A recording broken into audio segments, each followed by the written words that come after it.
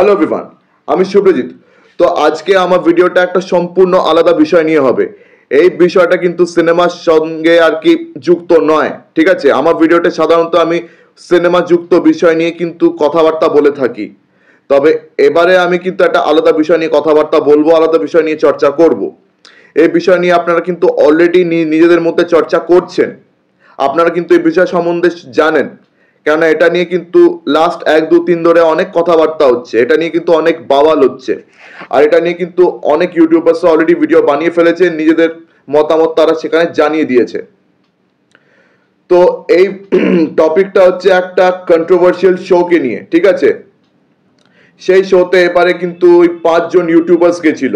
ওই 5টা ইউটিউবার্স তারা কিন্তু অনেক বড় লেভেলের ইউটিউবার্স, তাদেরকে কিন্তু মানে ইন্ডিয়াতে চেনে না এমন লোক খুবই কম আছে।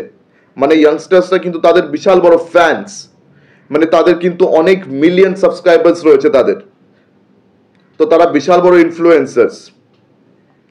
তো তারা এবারে এই শোতে যা কাণ্ড কারখানা করেছে, যা সব কথাবার্তা তারা বলেছে, যা সব জোকস এরা ক্র্যাক করেছে, এটা নিয়ে কিন্তু ইতিমধ্যে বাওয়াল হয়ে গেছে।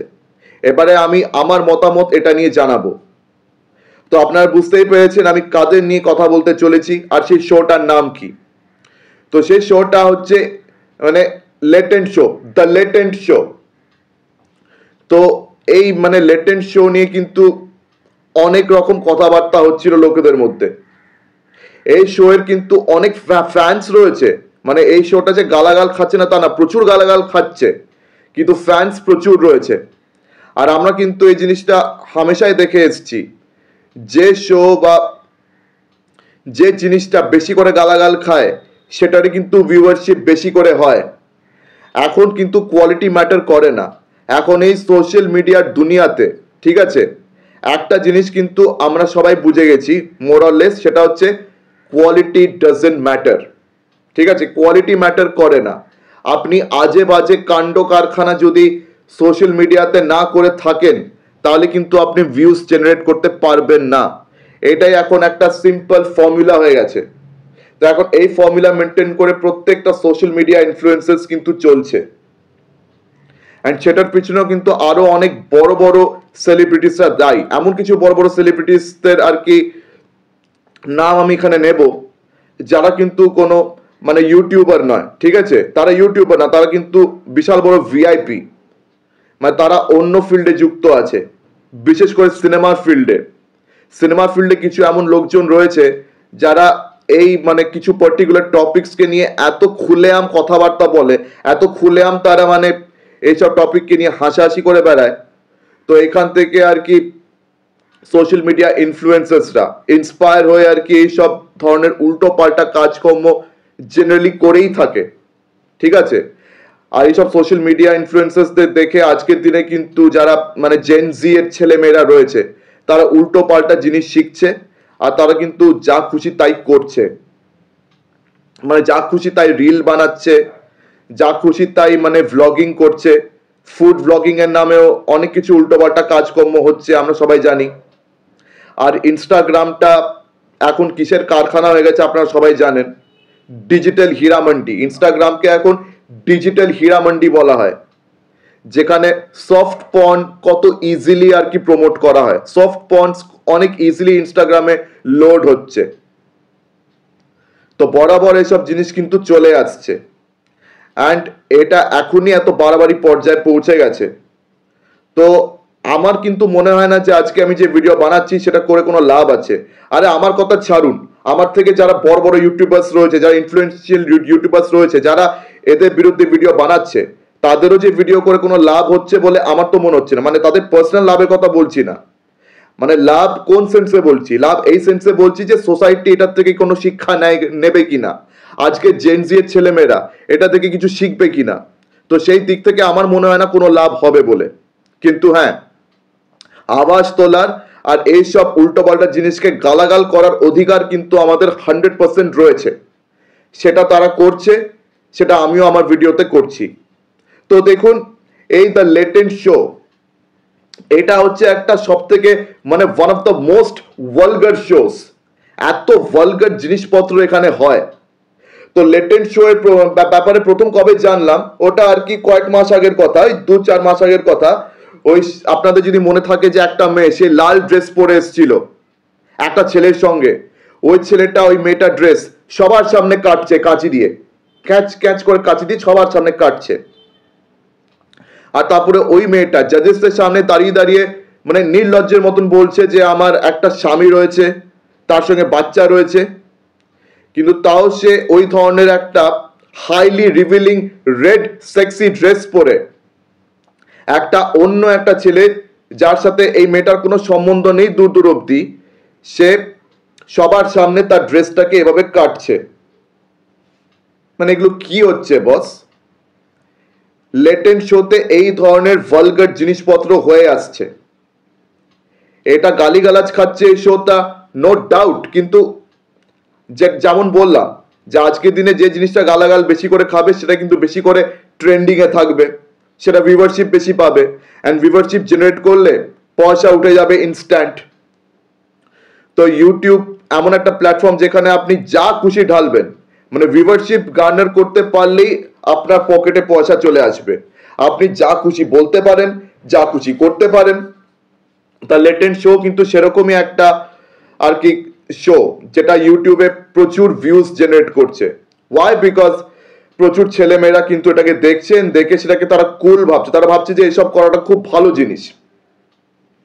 অ্যান্ড কি বলে লেটেন্ট শোতে ওটা? Dark humour, dank humour. ওয়াহ, ডার্ক হিউমার, ড্যাঙ্ক হিউমার, মানে ডার্ক হিউমারের নামে যা খুশি তাই বক বক।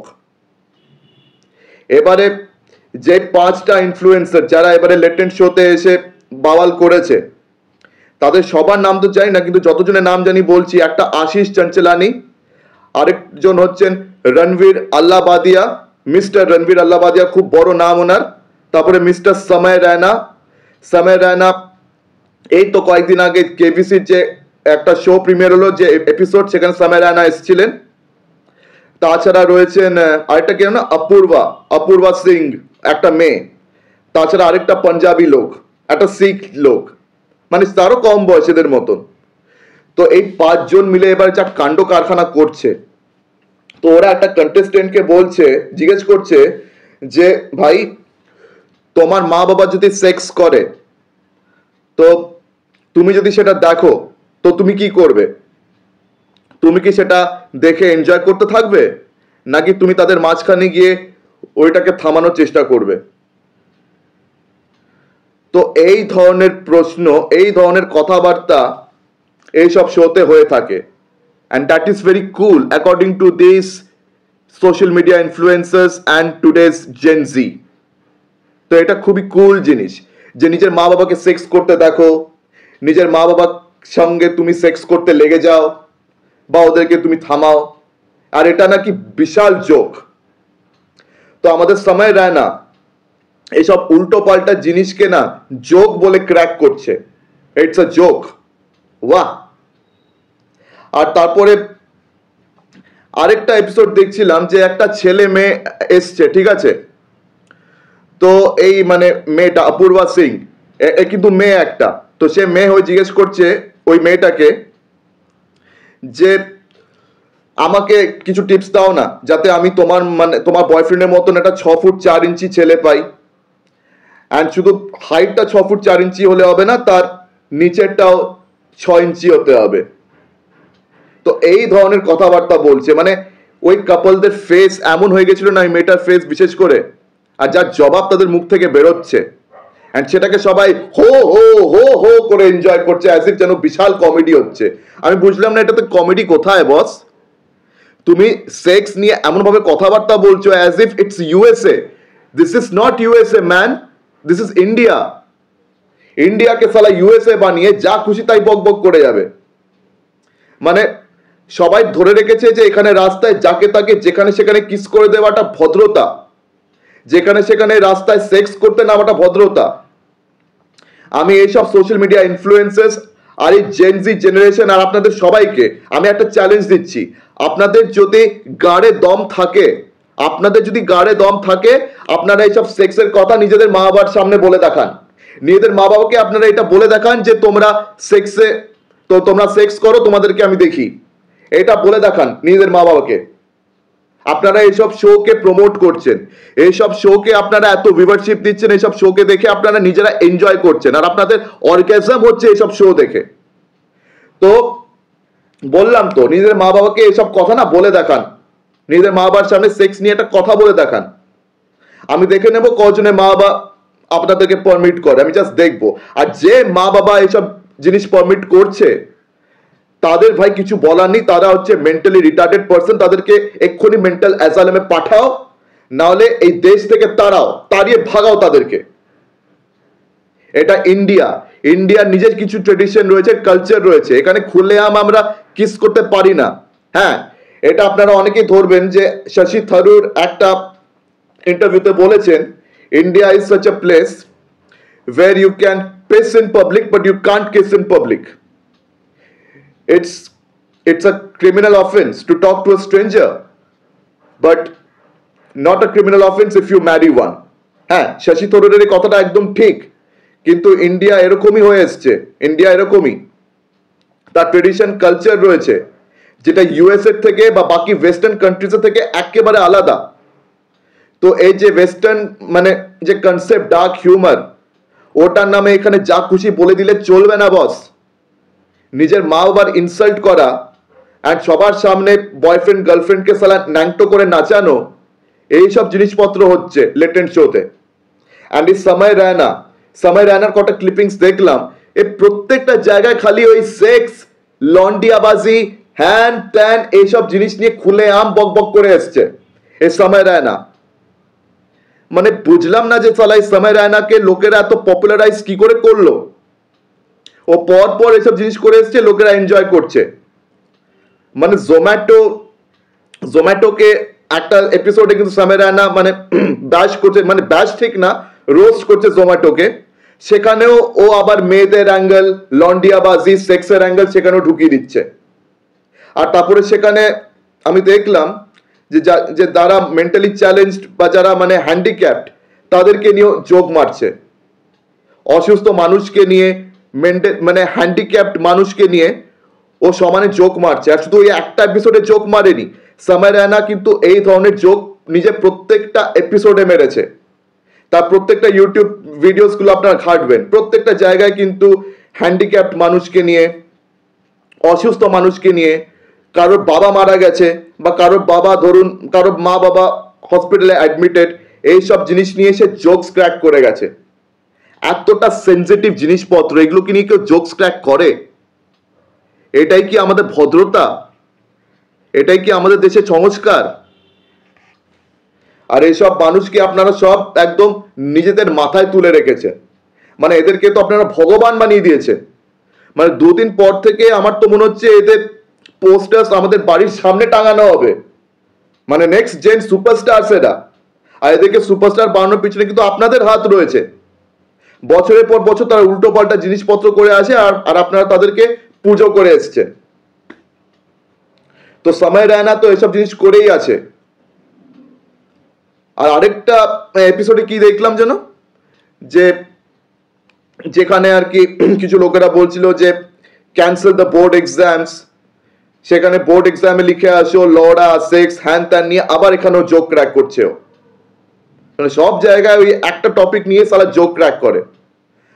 আমার তো মনে হচ্ছে ও social media version of Karan Johar, মানে কফি উইথ করণে করণ জোহর যে কাজকর্ম করে এসছে, সেক্স নিয়ে করণ জোহর যেভাবে কমেডি করছে, যেভাবে ও উল্টোপাল্টা কথাবার্তা বলে আছে বলিউড সেলিব্সদের সাথে, ওই জিনিসগুলো এবার সময় রায়না এখানে এসে করে যাচ্ছে। আপনাদেরকে আগেই বলেছিলাম যে বলিউডে কিছু নামজাদা সেলিব্রিটিসরা রয়েছে, নামজাদা ভিআইপিসরা রয়েছে, যারা এই সেক্স নিয়ে, এই ধরনের টপিক নিয়ে এমনভাবে কথাবার্তা বলে এসছে, এগুলোর থেকে সোশ্যাল মিডিয়া ইনফ্লুয়েন্সার্সরা ইনফ্লুয়েন্সড হয়ে এসব জিনিস এখানে করছে। মানে করণ জোহর যেসব নোংরামোগুলোকে নিজের শোতে সে প্রমোট করে এসছে খুলেআম, সেটাকে তারা এখন খুলেআম করে আসছে। মানে সালা মা বাবা ভাই বোন কিচ্ছু তাদের কাছে ম্যাটার করে না, কিচ্ছু ম্যাটার করে না। কিন্তু আপনাদেরকে আমি চ্যালেঞ্জ করে বলছি, এরা কিন্তু নিজেদের মা বাবাকে কখনো সেক্স করতে দেখবে না। এদেরকে যদি এই কথাটা যদি বলেন, তাহলে এরা আবার রেগে গিয়ে আপনাকে গালাগাল করবে। আরে ভাই, যদি নিজের মা বাবার প্রতি এতই সম্মান রয়েছে তাহলে অন্যকে সালা এইসব উল্টোপাল্টা জিনিস শেখাস কেন? তাহলে অন্যজনকে কেন বলবি যে তোর মা বাবাকে সেক্স করতে দেখ? নিজের মা বাবাকে নিয়ে যখন এইসব উল্টোপাল্টা শুনতে পারিস তখন অন্যের মা বাবাকে গালাগাল করিস কেন? নিজের মা বাবাকে যদি আপনারা সম্মান করেন তাহলে অন্যের মা বাবাকে গালাগাল করার আগে 10 বার ভাবতে হবে আপনাকে। ऐसा नहीं चलेगा বস। আর আরেকজন হচ্ছেন আমাদের মিস্টার রণবীর আল্লাহ বাদিয়া। এই রণবীর আল্লাহ বাদিয়া ইনি মানে সো কল্ড ক্রাশ আজকের দিনে। মেয়েরা একদম ফিদা হয়ে যায়, মানে মেয়েদের সবকিছু একেবারে কন্ট্রোলের বাইরে চলে যায় রণবীর আল্লাহ বাদিয়াকে দেখে। যেন মনে হচ্ছে কোনো ঋত্বিক রোশন এসছে, মনে হচ্ছে কোনো ব্র্যাড পিট চলে এসছে। কিন্তু এই ব্যক্তিটা এই ড্রাগস গাঁজা করা মাল, মানে বড় লোকের নষ্ট ছেলে, আর typical example of a spoiled brat. নিজের পডকাস্টেও অনেক উল্টো পাল্টা কোয়েশ্চেন করে, পডকাস্টেও সালা এই সেক্স রিলেটেড কথাবার্তা বলার চেষ্টা করে।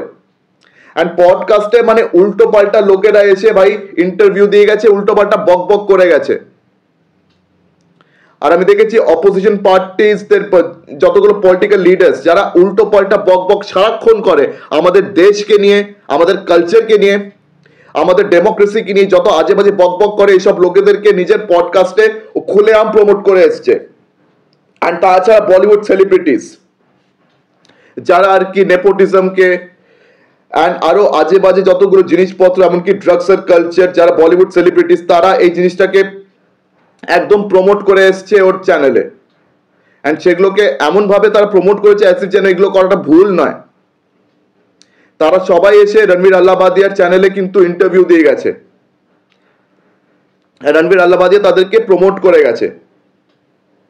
এই হচ্ছে ওর হার্ড ওয়ার্ক, কত ভালো কাজ করছে সমাজের জন্য।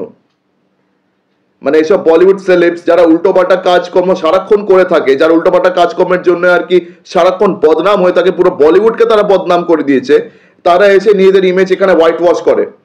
মানে রণবীর আল্লাহ বাদিয়ার পডকাস্টের শো হচ্ছে লিটারালি একটা ডাস্টবিন, যেখানে সবাই নোংরা ফেলে নিজেদের ইমেজটাকে হোয়াইট ওয়াশ করার বরাবর চেষ্টা করে এসছে। তো এই হচ্ছে রণবীর আল্লাহ বাদিয়ার শো। আর এবারে ল্যাটেন্ট শোতে গিয়ে এই ধরনের কথাবার্তা বলছে।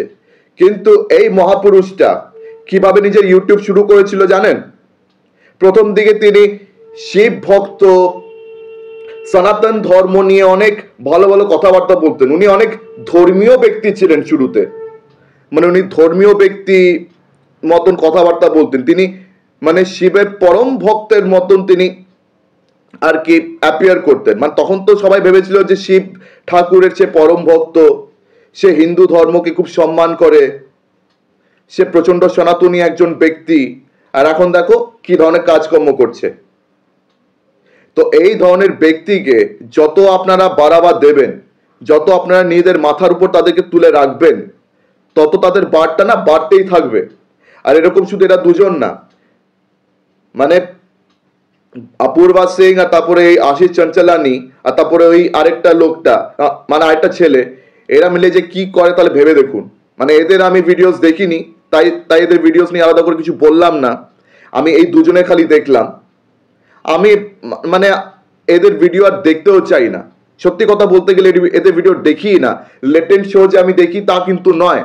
লেটেন্ট শো এর আমি একটা দুটো এপিসোড দেখেছিলাম, আর সেই ওই মেয়েটার এপিসোড আমি দেখেছিলাম।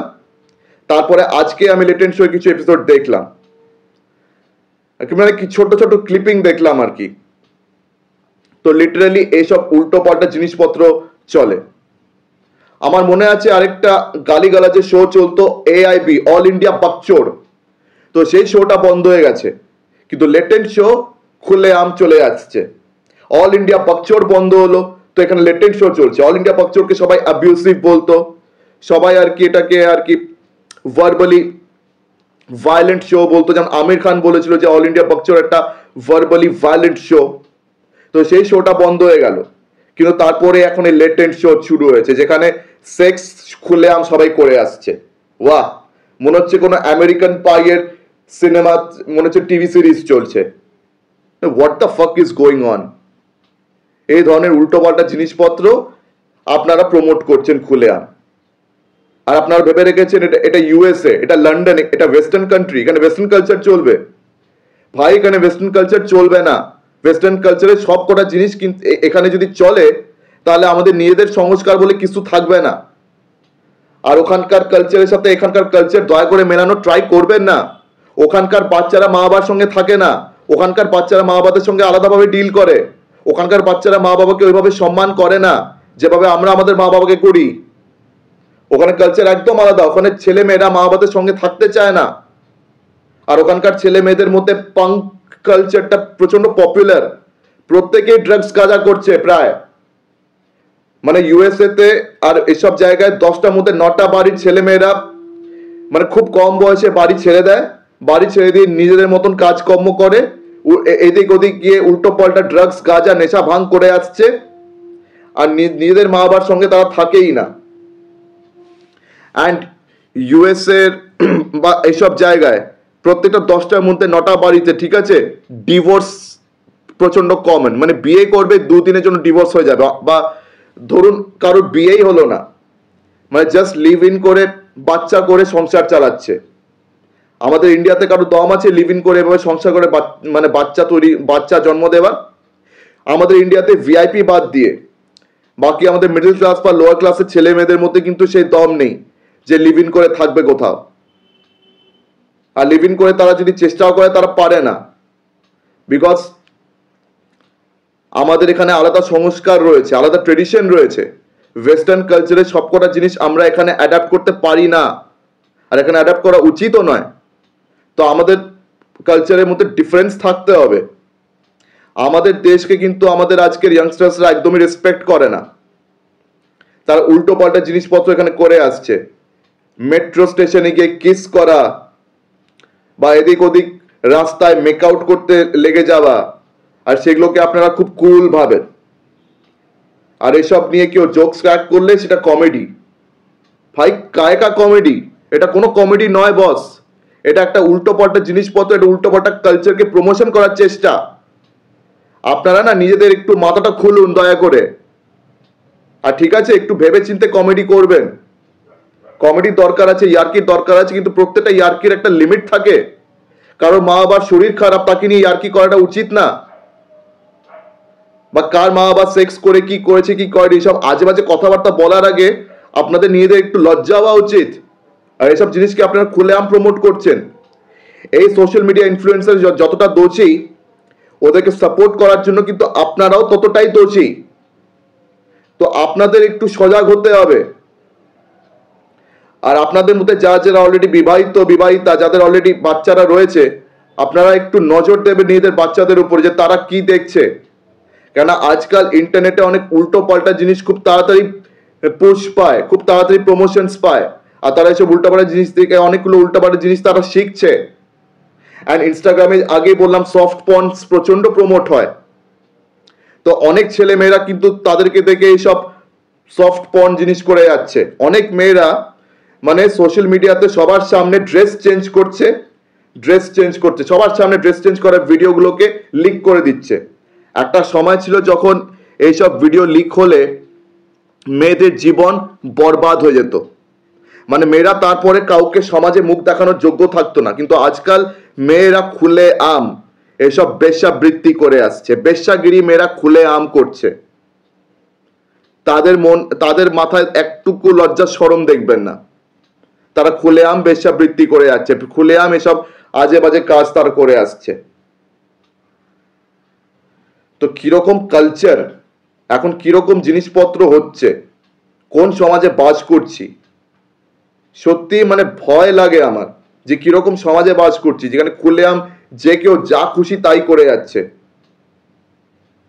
আমরা গালিগালাজও ভেবে চিনতে দিই, আর সেখানে খুলেআম সবাই এইসব সেক্স টেক্স এসব করে আসছে। আমাদের এখানে সেক্স একটা খুবই ট্যাবুর জিনিস, ঠিক আছে, প্রাইভেট ব্যাপার এগুলো, it's a very private matter.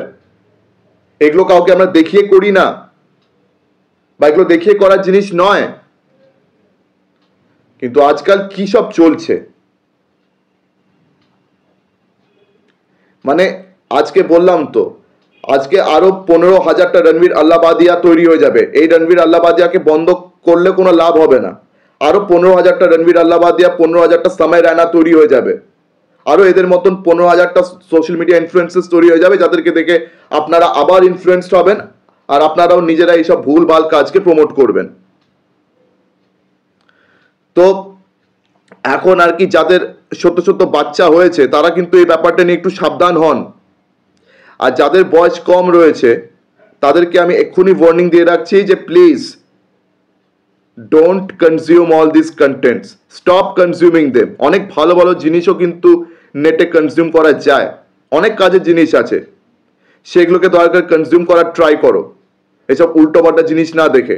আর এসব যদি উল্টোপাল্টা জিনিস দেখছো তো উল্টোপাল্টা জিনিস দয়া করে কোথাও করার চেষ্টা করো না, don't try this, and don't promote porn videos here, and don't put porn videos here, okay? এসব পর্ন ভিডিও শুট করে এখানে ঢালার কোনো দরকার নেই, ডোন্ট ডু দিস ননসেন্স। আমি তো আমার তরফ থেকে জ্ঞান দিলাম, কিছু ভালো অ্যাডভাইস দিলাম, এখন বাকি জেন জি কি করবে সেটা এখন তাদের ব্যাপার, আমার তো কিছু বলে লাভ নেই। তো এসব উল্টো পাল্টা জিনিস কিন্তু এখানে চলে আসবে, মানে আমি কিছু বলি না বলি, আমি জানি ইট ডাজন্ট ম্যাটার। তো আমার যেটা মনে হয় এই দেশে না একটা আইন কানুন হওয়া উচিত যে যাদের বয়স 18 বছর থেকে কম তারা এক ধরনের কন্টেন্ট, তারা একটা টাইপ অফ কন্টেন্ট কিন্তু দেখবে না। আর 18 বছর থেকে সবাই লিগালি অ্যাডাল্ট হয় বা 21 বছর বয়স থেকে, যাই হোক, তো অ্যাডাল্ট হওয়ার আগে কোনো রকম অ্যাডাল্ট কন্টেন্টস যাতে সোশ্যাল মিডিয়াতে বা কোথাও দেখতে না পায় সেরকম একটা কড়া আইন কানুন কিন্তু আমাদের দেশে ডেফিনেটলি হওয়া উচিত, যেটা আমার মনে হয়। তো এটা খুব দরকার। আর এইসব সোশ্যাল মিডিয়া ইনফ্লুয়েন্সার্সদেরকে আপনারা যত তাড়াতাড়ি আনসাবস্ক্রাইব করে ডিসকারেজ করবেন তত তাড়াতাড়ি কিন্তু তাদের মাথাটা ঠিকানায় আসবে, ইনকি আকাল আয়েগি ঠিকানে মে, তখন তারা এইসব উল্টোপাল্টা জিনিস করার আগে 10 বার ভাববে। অ্যান্ড আরেকটা কথা বলে দিই, এই রণবীর আল্লাহবাদিয়া, সামাই রায়না, আরো 2-3টে ইনফ্লুয়েন্সার্স, বেশিরভাগ যতগুলো ইনফ্লুয়েন্সার্স যারা আর কি এখানে আসে তারা কিন্তু বেশিরভাগই বড় ঘরে ফ্যামিলি থেকে বিলং করে, ঠিক আছে? বেশিরভাগই বড় ঘরে ফ্যামিলি থেকে বিলং করে। তো তারা যাই বলবে সেগুলোকে দয়া করে আপনারা করতে যাবেন না, ঠিক আছে? আমি ডেফিনেটলি এটা বলতে চাই না যে প্রত্যেকটা বড় ঘরের ছেলেমেয়েরাই খারাপ, কিন্তু এদের মতন বড় ঘরের ছেলেমেয়েরা ডেফিনেটলি খারাপ। স্পয়েল ব্র্যাটস কখনো কারোর জন্য ভালো হয় না, আর এদের স্পয়েল ব্র্যাট মার্কা অ্যাটিটিউড অনেকবার দেখা গেছে। তো এখন এদেরকে যদি আইডলাইজ করতে হয় একটু ভেবেচিন্তে করবেন। তো বাকি তো আপনাদের ব্যাপার, বাকি ব্যাপারটা এবার আপনারা বুঝে নিন। আমি আমার যা বলার বলে দিয়েছি, समझदारों के लिए इशारा काफी है, তো আমার আর কিছু এটা নিয়ে বলার নেই। তো এবার আপনারা এটা নিয়ে কি করবেন এটা সম্পূর্ণ আপনাদের ব্যাপার, আমার যা বলার বলে নিয়েছি। তো আমার ভিডিওটা এখানেই শেষ করলাম, দেখা হচ্ছে পরবর্তী ভিডিওতে, এখনের জন্য ধন্যবাদ।